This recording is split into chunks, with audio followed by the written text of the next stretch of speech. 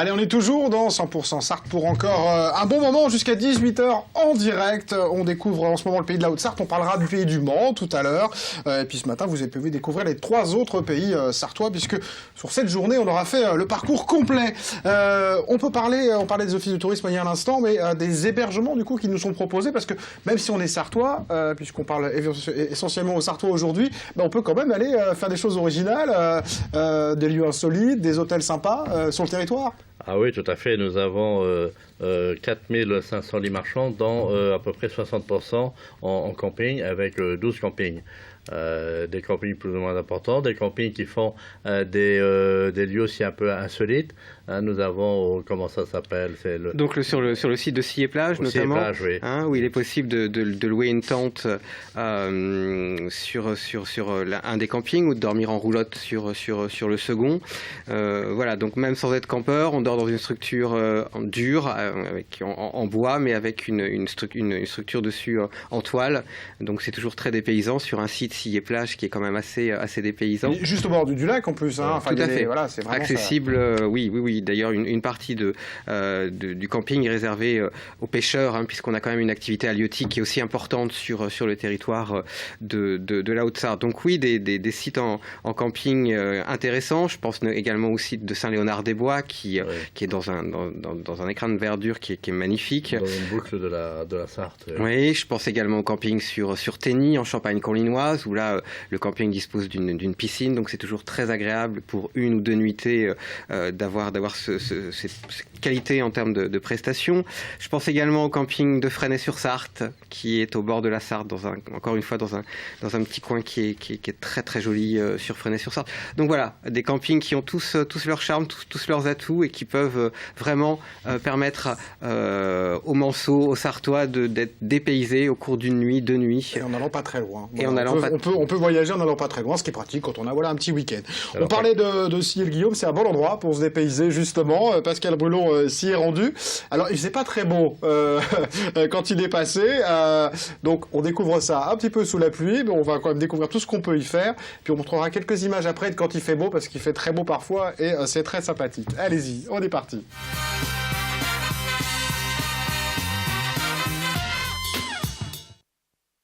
Nous sommes un petit peu plus loin, là où je vous l'avais annoncé, un endroit mythique de la Sarthe, incontestablement du tourisme, puisqu'il s'agit de Coco Plage.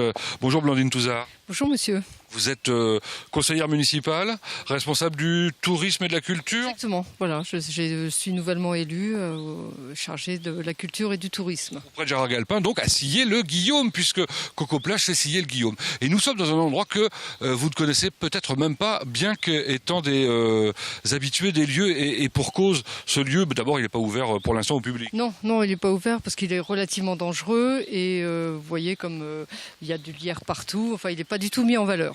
Alors, ce lieu, c'est quoi?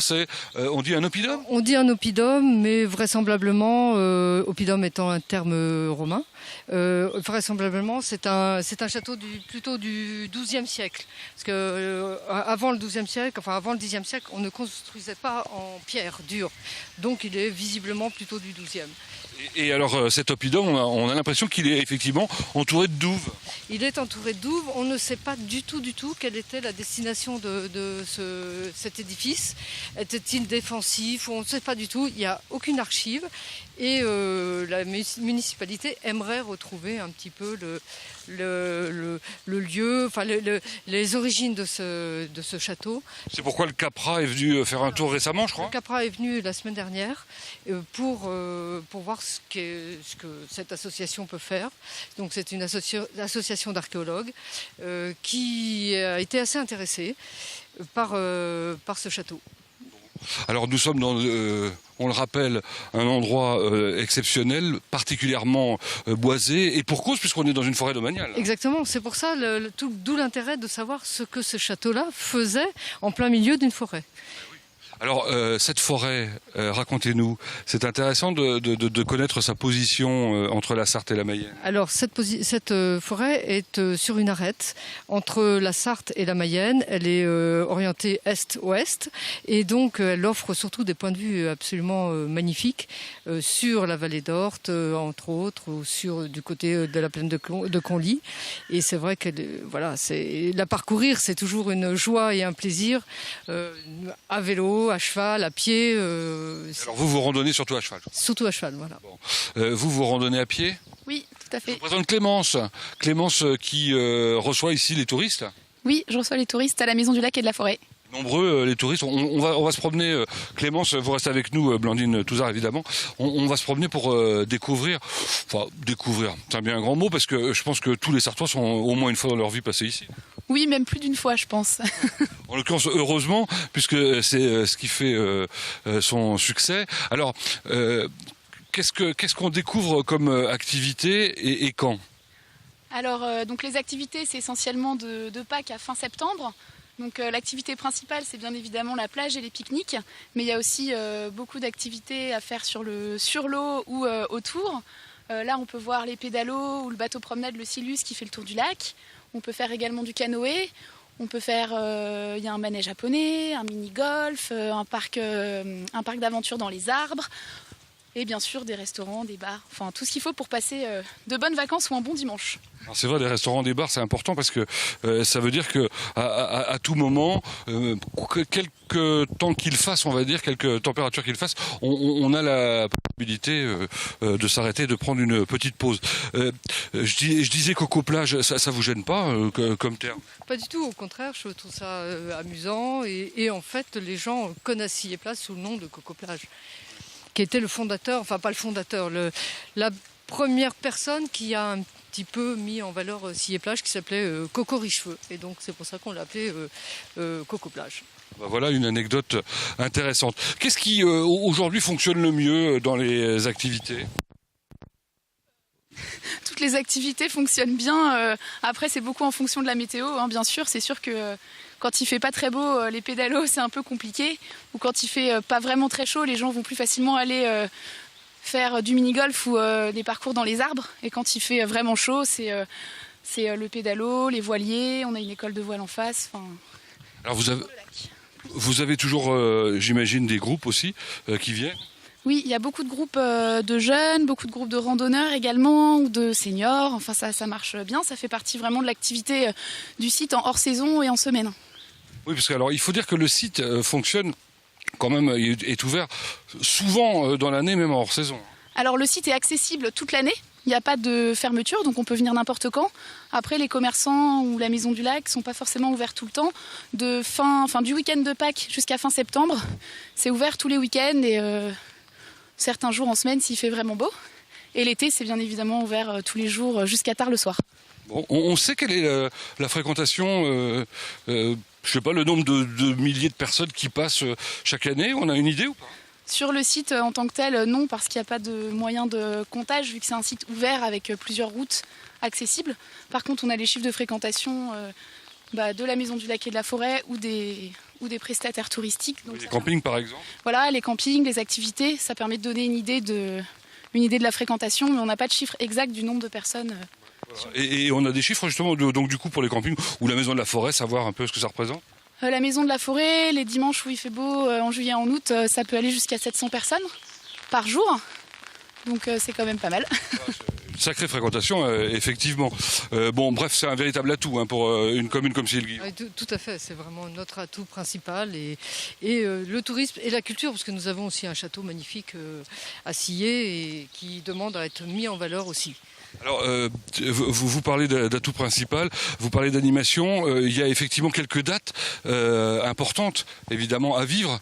La fête du lac, c'était le week-end dernier. Oui, il y a eu 10 000 personnes, je crois, c'est ce qu'on m'a dit. Oui, environ, oui.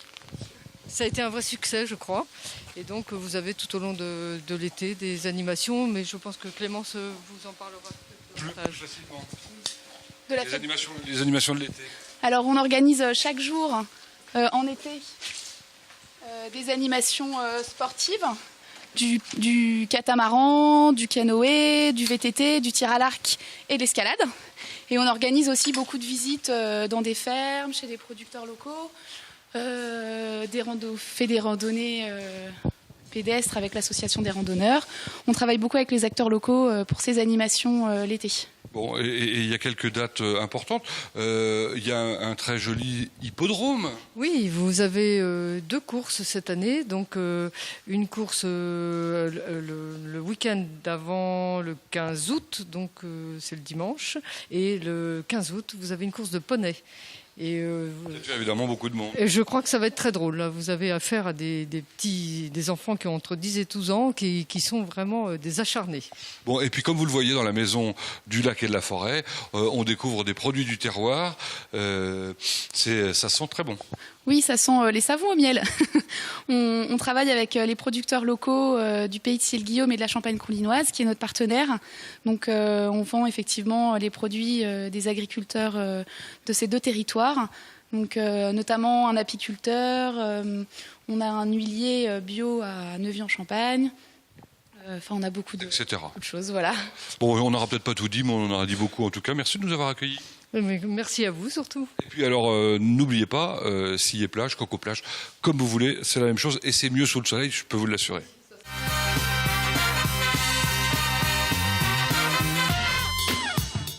Eh oui, vous avez raison, Pascal. C'est mieux sous le soleil. On va envoyer quelques images d'ailleurs, parce que là, c'est vrai qu'il pleuvait. Parce que c'est vrai qu'il pleuve en Sarthe. Donc, il pleut aussi à Sillé quand il pleut en Sarthe. Mais il peut aussi parfois très très beau. C'est un lieu très important sur le territoire. En tout cas, un lieu atypique en Sarthe pour oui, une plage. Une plage, une forêt domaniale magnifique et donc des activités de plein air pléthore pour tout âge, pour tous les goûts. On y trouve son compte effectivement sur Sillé plage et au milieu de cette forêt. Ah, le voilà le soleil. Voilà, parce que là, il y avait plein de monde. Ça, c'était il y a une dizaine de jours. Comme quoi, le temps peut changer vite, hein, malgré tout. Et c'est un lieu de baignade. On vous confirme que c'est un lieu de baignade sur. Qui est surveillé aussi pendant l'été. Pendant l'été, oui. On peut aller se baigner tranquillement, se promener en bateau, comme on peut voir sur les images, faire du pédalo. Du pédalo, pratiquer le VTT, la rando pédestre, louer un vélo à 4, voilà, plein de choses sur ce site. Un beau territoire en tout cas, voilà. On va parler culture un petit peu maintenant pour terminer cette heure du pays de la Haute-Sarthe avec les événements et les lieux culturels de ce territoire. Alors donc on a vu effectivement le centre culturel de la Sarthe sur le prieuré de Vivoin. On a également sur la commune de Piacé, autour de Le Corbusier, donc Piacé-le-Radieux. Le domaine du Gassot qui a donc une programmation culturelle aussi très très intéressante dans un lieu encore une fois très atypique et magnifique. Hein, Prenons juste notre temps sur Le Corbusier du coup qu'on peut juste parce que c'est un lieu très très atypique justement avec un architecte très important. Voilà et donc un de ses ouvriers Bézard de Piacé-le-Radieux a voulu créer effectivement une ferme idéale. Donc depuis maintenant quelques années l'association Piacé-le-Radieux anime le lieu avec des expositions d'art contemporain très très intéressantes. Bon, excusez-moi, ce que j'aime bien ce lieu, puis Le Corbusier avait réfléchi à des concepts un peu globaux comme ça qui étaient très intéressants et qui ont été mis en pratique par cette association. Voilà, ça c'est intéressant comme démarche. Parce qu'il faut quand même rendre hommage aussi à l'activité associative qui anime la vie culturelle sur le territoire. Je pense notamment à Kikloche, au Festival du Pays Haute-Sarthe, qui aura lieu notamment à Sillé-le-Guillaume cette année. Donc je parlais du domaine du Gassot avec donc une programmation culturelle très intéressante, des concerts le dimanche après-midi l'été, des expositions très originales. Il ne faut pas oublier non plus l'espace culturel de Domfront en Champagne, un lieu magnifique aussi, avec une architecture très, très originale. Prieuré de Mayenne. Le prieuré de Mayenne, oui, sur la commune de Marolles-les-Brault. Prieuré très très bien restauré par la famille claudienne. Et ils font des concerts, ils organisent des concerts assez régulièrement. Ils ont une chorale. Très importante. C'est un lieu vraiment superbe. Il faut aller visiter Mayenne. Ils sont en train de refaire. Il y a énormément de bâtiments. Ils ont découvert que c'était une petite seigneurie, mais au XIe siècle, au XIIe siècle, avec très très ancienne. Et ils sont de refaire. Ils ont des kilomètres, des hectares de toiture, mais ils vont faire dans l'avenir quelque chose de vraiment superbe. Et c'est déjà très beau, Mayenne. très beau. Donc des gens qui s'investissent et qui ont envie de mettre en avant ce beau fait, territoire. oui. Voilà, et puis donc on a également donc une activité cirque sur Fresnay-sur-Sarthe autour de Mimulus. Voilà, je pense qu'on a fait le tour des manifestations structurantes. On en oublie forcément parce qu'on a une programmation l'été qui répond à toutes les attentes des touristes de notre territoire. Ouais, pour rien rater, on a expliqué tout à l'heure qu'on pouvait aller se renseigner sur Internet ou sur les offices de tourisme. Donc voilà, c'est vrai que là c'est dur de faire, voilà, comme il se passe plein de choses Voilà, sur on le peut juste territoire. peut-être terminer sur le festival de cinéma en plein air. Ah ben si vous voulez, avec plaisir. Et donc une manifestation qui est organisée par le Pays de la Haute-Sarthe sur les 6 communautés de communes et en lien avec la valorisation du patrimoine. Donc 6 dates cet été, ça commencera le 10 juillet à Sillé-le-Guillaume dans la cour du château. Une séance de cinéma en plein air et gratuite. Un partenariat avec le Centre culturel de la Sarthe où on a une projection donc sur Vivouin. Fresnay-sur-Sarthe fin juillet. Marolles-les-Braaux pour l'anniversaire de la Libération. Conly également au musée de la Seconde Guerre mondiale. Et on finira à Moulins-le-Carbonel. Donc 6 séances de cinéma en plein air, gratuites, et qui permettent d'animer tous ces lieux magnifiques de notre territoire. Bien écoutez, merci Nicolas Potier, merci Michel de Mondou d'être venu passer ce moment avec nous dans 100% Sarthe pour parler de ce beau territoire de la Haute-Sarthe. Je vous remercie. Nous, on va continuer à parler du territoire sartois. Dans quelques minutes, on va redécouvrir le pays du Mans. Restez avec nous, c'est 100% Sarthe jusqu'à 18h sur LMTV.